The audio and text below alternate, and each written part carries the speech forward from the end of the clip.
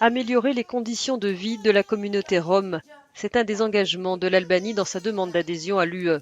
Mais sur le terrain, les familles concernées se disent délaissées par l'État. Cette mère a élevé ses 8 enfants entre ses 4 murs et sans aide publique.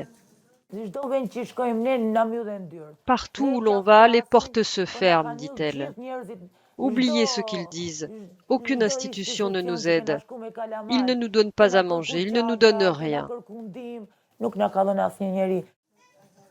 Le mari de Merita a des problèmes de santé, il ne peut pas travailler.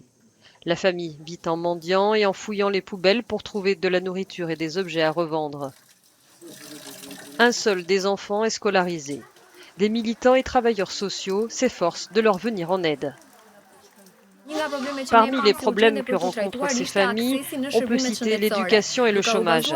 Mais un des problèmes les plus urgents est l'accès aux services de santé. 68% des femmes roms n'y ont pas accès. L'accès aux soins, c'est un des volets du plan national sur 5 ans présenté par le gouvernement albanais dans le cadre de son accord pour devenir un pays candidat à l'Union européenne. Selon les chiffres officiels les plus récents, environ 8000 Roms vivent dans des communautés comme celle-ci en Albanie. Mais le Centre européen pour les droits des Roms affirme qu'ils sont 15 fois plus nombreux. Changer le regard de la société albanaise sur la communauté rom, c'est l'autre grand défi à relever pour le pays.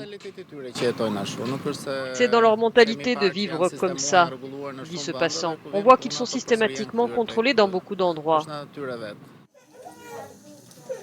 Merita, elle, affirme avoir renoncé à demander de l'aide à l'État.